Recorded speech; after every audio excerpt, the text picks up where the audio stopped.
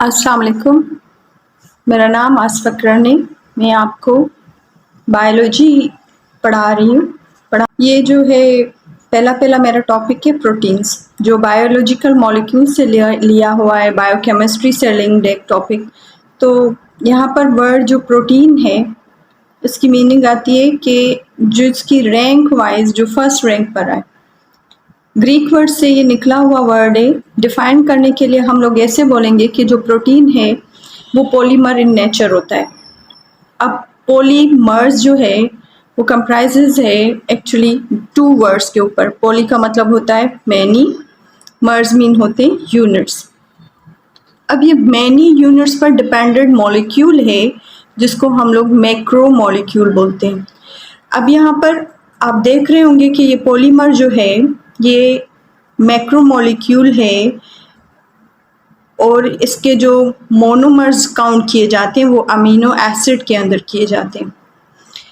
अब specific amino acid जो होते हैं वो लिंक्ड होते हैं प्रोटीन के स्ट्रक्चर में। जैसे हेमोग्लोबिन का स्ट्रक्चर आप काउंट कर लें, इंसुलिन का कर लें, या उसके अलावा हमारे पास स्पाइडर वेब है, हेयर स्ट्रक्चर है, नेल स्ट्रक्चर है। इन सब के अंदर हमारे यहाँ प्रोटीन्स काउंट किया जाता है। अब पर्टिकुलर फंक्शन ये जो है डिफाइन करते हैं हमारे पास प्रोटीन जितने भी मौजूद होते हैं। ठीक, तो प्रोटीन्स जो है हमारे पास ऑर्गेनिक कॉम्प्लेक्स ऑर्गेनिक मॉलिक्यूल्स हैं। अब ऑर्गेनिक कॉम्प्लेक्स ऑर्गेनिक मॉलिक्यूल जो हैं, ऑर्गेनिक मॉलिक्यूल में डायरेक्ट लिंक होता है कार्बन और हाइड्रोजन के बॉन्ड का। यहाँ पर जो है अप्रोक्स ये 6 एलिमेंट्स इन्वॉल्व हैं, जिसमें carbon, hydrogen, oxygen, nitrogen, phosphorus and कभी कभार ये सल्फर भी डिपेंडेंट होते हैं। मेनली अगर यहाँ पर नाइट्रोजन को पढ़ाया जाए तो नाइट्रोजन जो है हमारे पास अगर मौजूद होगा तो नाइट्रोजन की प्रेजेंस को हम लोग नाइट्रोजिनस कंपाउंड बोलेंगे इन्हीं प्रोटीन की हवाले से। हमारे पास बिल्डिंग ब्लॉक के तौर पर इस्तेमाल होते हैं प्रोटीन, बिल्डिंग ब्लॉक हमारे टिश्यूज़ के। उसके अलावा हम अगर बात करें कि जितने भी लिविंग ऑर्गेनिज्म की जो बॉडी होती है उसके अंदर जो डिफरेंट कंपोनेंट्स होते हैं, जैसे सपोज या डिफरेंट बॉडी के पार्ट्स होते हैं, लाइक हेज आप बोल सकते हैं, हेयर, नेल, स्किन, फीदर्स, ये सब के सब जो हैं वो बने हुए किस चीज़ के होते हैं? प्रोटीन के बने हुए होते हैं। बिल्डिंग ब्लॉक्स की बात करते हैं तो बिल्डिंग ब्लॉक जो प्रोटीन के मोनोमर्स में काउंट किए जाते हैं वो है अमीनो एसिड। मैक्रोमोलिक्यूल खुद प्रोटीन हो गया, माइक्रोमोलिक्यूल्स उसके अमीनो एसिड, अमीनो एसिड हो गए। यहाँ पर अगर देखा जाए तो ये लिंक्ड होते हैं एक दूसरे के साथ। जब एक अमीनो एसिड दूसरे अमीनो एसिड के साथ लिंक हो जाता है तो बीच में से वाटर जो है वो रिमूव किया जाता है थ्रू केमिकल फॉर्मेशन के ज़रिए। ड्यूरिंग केमिकल रिएक्शन के जब केमिकल रिएक्शन अकर होता है तो कार्बन और नाइट्रोजन के बीच में जो बॉन्ड लिंक्ड होता है उस बॉन्ड को हम लोग, स्पेशल बॉन्ड को हम लोग नाम दे देते हैं पॉलीपेप्टाइड लिंकेज का। अब यहाँ पर सिर्फ याद ये रखना है हम सब ने कि ये लिंक जो है वो कार्बन और नाइट्रोजन के बीच में आएगा। आगे चल के ये देख रहे हैं, मैं इसको डिस्क्राइब कर लूँगी थ्रू इसके स्ट्रक्चर के ज़रिए भी। यहाँ पर बेसिक 20 अमीनो एसिड जो हैं वो प्रेजेंट होते हैं लिविंग ऑर्गेनिज्म के बॉडी के अंदर, डिफरेंट प्रोटीन्स बनाते हैं। ठीक, अब डिफरेंट प्रोटीन्स जब बनते हैं तो इसकी रेंज हम लोग काउंट करते हैं फ्रॉम वायरस से लेकर ह्यूमन बीइंग तक। अब वायरस को देखिए कंसीडर किया जाता है कि ये बॉर्डर लाइन पर आता है नॉन लिविंग और लिविंग की बॉर्डर लाइन पर। तो आप लोग यहाँ पर हम लोग एग्जाम्पल लेंगे कि वायरस से लेकर ह्यूमन बीइंग की बॉडी तक जो है हमारे पास जो स्ट्रक्चर काउंट किया जा रहा है वो कौन सा स्ट्रक्चर है जिसको हम लोग नाम दे रहे हैं, वो है हमारे पास प्रोटीन का। अब प्रोटीन ऑर्गेनिक कंपाउंड है। ऑर्गेनिक कंपाउंड में स्ट्रक्चर वाइज यहाँ पर जो है एक तरफ में उसके साथ लगेगा बेसिक अमाइनो ग्रुप का स्ट्रक्चर और दूसरी तरफ में लगता है उसके पास कार्बो ऑक्सिलिक एसिड ग्रुप। ठीक है, अब अमाइनो ग्रुप जो हम लोग पढ़ते हैं वो है हमारे पास NH2 की फॉर्मेशन में, और कार्बो ऑक्सिलिक एसिड जो या कार्बो ऑक्सिलिक ग्रुप जो हम लोग बता रहे हैं यहाँ पर वो है हमारे पास COOH की सूरत है हाल में। ठीक है, अब ये देखिए हमारे पास अगर कार्बो ऑक्सिलिक एसिड की शेप में अगर देखेंगे तो कार्बो ऑक्सिलिक एसिड अटैच होगा अल्फ़ा कार्बन की अदर साइड पर। यहाँ पर स्ट्रक्चर में आप लोग देख रहे हैं जनरल स्ट्रक्चर फार्मूला है अमीनो एसिड का जहाँ पर हम लोगों ने दिखाया हुआ है इस तरफ पर मैंने कि ये बेसिक अमाइनो ग्रुप है NH2 और ये हमारे पास लगा हुआ है अल्फ़ा कार्बन, ऊपर इसके साथ अटैच है हाइड्रोजन एटम, नीचे लगा हुआ है रेडिकल। ये रेडिकल जो है हर अमाइनो एसिड के अंदर जब रेडिकल चेंज होगा तो पूरे अमाइनो एसिड का पूरा नोमेनक्लेचर नेमिंग वगैरह वो चेंज हो जाती है। यहाँ पर अगर देखें तो ये लगा हुआ है हमारे पास कार्बोक्सिलिक एसिड, ये एसिडिक नेचर होते हैं और ये बेसिक नेचर होते हैं। तो टोटल अमाइनो एसिड का जो स्ट्रक्चर है वो डिपेंड करता है इन 3 4 5 चीज़ों के ऊपर, amino group, alpha carbon, radical group या रेडिकल और प्लस में एसिडिक कार्बोक्सिलिक एसिड की सूरत में नेचर में मौजूद है। नीचे देखे जाए तो रेडिकल ग्रुप वाइज जो है वो अलग अलग है। सपोज़ अगर मैंने यहाँ पर देख लें रेडिकल की सूरत में अगर हमने यहाँ पर हाइड्रोजन लगा लिया तो ये हमारे पास बन जाती है ग्लाइसिन। ये रेडिकल सिर्फ हटाएंगे, आर कैपिटलाइज जो किया हुआ है इसको हटाकर सिर्फ हाइड्रोजन को ऐड करना पड़ेगा, बाकी अमाइनो एसिड का जो स्ट्रक्चर है वो हमेशा सेम रहता है। नेक्स्ट नंबर 2 पर आ जाए, CH2OH सिराइन बनेगा। सिराइन में अगर रेडिकल हटा दिया सिराइन बन जाएगा, CH3 लगा दिया तो एलानाइन बन जाएगा।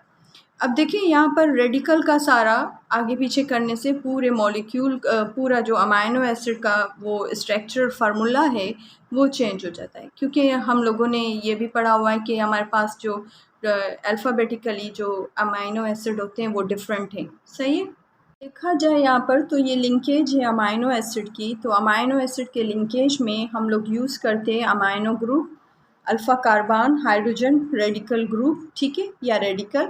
यहाँ पर आप बोल सकते हैं इसको कार्बोक्सिलिक एसिड है ये पूरे का पूरा। और नेक्स्ट जो है दूसरी तरफ में जब अमाइनो एसिड लगाएंगे अमाइनो ग्रुप की सूरत में तो यहाँ पर आप चेक करें कि यहाँ पर नाइट्रोजन के जो हमने दोनों हाइड्रोजन है उनको ओपन कर दिया है और इन दोनों को मैंने हाईलाइट करके वाटर की शक्ल में रिमूव कर देना है, ताकि हमारे पास बायोलॉजिकल मॉलिक्यूल में जो हम लोग हाइड्रोलाइसिस और कंडेंसेशन का प्रोसेस पढ़ते हैं वो सारा यहाँ पर प्रूव हो जाएगा। अब कंडेंसेशन में हम लोग ये पढ़ते हैं कि एक साइड से जो है हमारे पास हाइड्रोक्सिल और दूसरी साइड से हाइड्रोजन आयन अगर रिमूव हो जाए और वाटर की सूरत में वहाँ से रिमूविंग ऑफ वाटर मॉलिक्यूल हो तो यहाँ पर नेक्स्ट जो न्यू बॉन्ड बनेगा वो न्यू बॉन्ड जो है हमारे पास कंडेंसेशन के प्रोसेस को प्रूव करता है। आगे देखिए यहाँ पर नाइट्रोजन एक हाइड्रोजन रिमेनिंग में रह जाएगा, अल्फ़ा कार्बन रेडिकल वगैरह वैसे ही रहेगा, कार्बोक्सिलिक एसिड भी सेम रहेगा। अब देखिए मेनली जो चीज़ हमने पढ़नी थी यहाँ पर अगर मेनली जो हमने चीज़ डिस्कस करनी थी वो बॉन्ड था हमारे पास पेप्टाइड बॉन्ड या पेप्टाइड लिंक जो क्रिएट किया जाता है वो कार्बन और नाइट्रोजन के बीच में लिंक क्रिएट हुआ है। अब कार्बन और नाइट्रोजन के बीच में जो लिंक क्रिएट हुआ है उसको हम लोग नाम दे देंगे पेप्टाइड लिंकेज का। बाकी यहाँ से जो बच गया था वो था हमारे पास वाटर मॉलिक्यूल, उस वाटर मॉलिक्यूल को हम लोगों ने यहाँ से क्या कर दिया है रिमूव कर दिया है। उसकी रिमूविंग के थ्रू नीचे भी सेम मैंने स्ट्रक्चर बनाया हुआ है जस्ट अमाइनो एसिड की लिंकेज को दिखाने के लिए कि पॉलीपेप्टाइड लिंकेज कैसे बनता है, क्योंकि यहाँ पर सिर्फ पेप्टाइड लिंकेज मैंने शो किया हुआ है। पेप्टाइड लिंकेज में कार्बन और नाइट्रोजन के बीच का बॉन्ड दिखाया गया है, ठीक है। अब देखिए यहाँ पर हमारे पास अमाइनो एसिड मौजूद है, ये लिंक्ड है दूसरे अमाइनो एसिड के साथ। लिंक में जब वाटर रिमूव हुआ तो डायरेक्टली यहाँ पर पेप्टाइड लिंकेज बन गया। नंबर 2 पर देखें दोबारा अमाइनो एसिड लिंक्ड है दूसरे अमाइनो एसिड के साथ, फिर थर्ड वाला लिंक्ड है फोर्थ वाले के साथ और 4 वाला लिंक्ड है फिफ्थ वाले के साथ।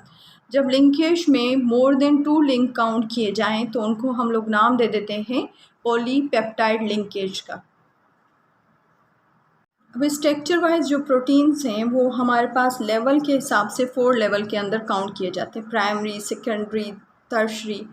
तो इस हिसाब से हमारे पास जो प्राइमरी लिंक्ड है वो सिंपल लीनियर स्ट्रक्चर के अंदर पाए जाते हैं। हमारे पास प्राइमरी स्ट्रक्चर जिसको हम लोग बोलते हैं कि इनके बीच में सिर्फ पेप्टाइड बॉन्ड लिंकेज होता है, और यहाँ पर हम लोग एग्जाम्पल काउंट करते हैं इंसुलिन का, जो कॉमनली डायबिटिक पेशेंट जो है वो यूज़ करते हैं अगर उनके पास डेफिशिएंसी होती है इंसुलिन की प्रोडक्शन का थ्रू पैनक्रियाज के। नंबर 2 हमारे पास मौजूद है सेकेंडरी स्ट्रक्चर। सेकेंडरी स्ट्रक्चर में पॉलीपेप्टाइड चेन काउंट की जाती है अमीनो एसिड की, जिसमें स्पाइरल कंडीशन, कॉइल्ड स्ट्रक्चर पढ़ाया जाता है। और इसके अंदर हमारे पास 2 एग्जाम्पल है, एक हेयर का, दूसरा स्पाइडर वेब का। नंबर 3 जो है हमारे पास वो मौजूद है हार्ट। अच्छा, यहाँ पर एक चीज़ और भी बताती हुई जाऊँ मैं आपको कि सेकेंडरी स्ट्रक्चर में डिफरेंट बॉन्ड्स इन्वॉल्व होते हैं, जैसे हाइड्रोजन बॉन्ड, पेप्टाइड लिंकेज हो गई, डाइसल्फाइड या सल्फाइड बॉन्ड्स हो गए, जो इन्वॉल्व होते हैं इस पूरे स्ट्रक्चर के अंदर। टर्शरी के अंदर हमारे पास अरेंजमेंट में सेकेंडरी स्ट्रक्चर आता है, 3 डायमेंशनल होते हैं, ये फोल्ड होकर फिर सुपर फोल्ड बन जाते हैं। अब जब फोल्ड होकर सुपर फोल्ड स्ट्रक्चर में ये कन्वर्ट होते हैं तो यहाँ पर मल्टीपल बॉन्ड्स प्रेजेंट होते हैं, जैसे लाइक आप समझ सकते हैं कि पेप्टाइड है, हाइड्रोजन बॉन्डिंग है, आयोनिक बॉन्ड है, डाइसल्फाइड बॉन्ड है। अब इतने सारे जब बॉन्ड आते हैं तो यकीनन ये क्वाइल्ड सुपर क्वाइल्ड हो रहा है या फोल्ड सुपर फोल्ड हो रहा है, तभी जाकर थोड़ा सा कॉम्प्लेक्स स्ट्रक्चर बना है, जिसमें हम लोग एग्जाम्पल कोड करते हैं लाइजोजाइम्स का। ठीक, लास्ट वन जो है हमारे पास वो है हमारी कॉटनरी का स्ट्रक्चर। कॉटनरी में हम लोग पढ़ते हैं कि 2 मोर देन 2 सब यूनिट्स पॉलीपेप्टाइड चेन के।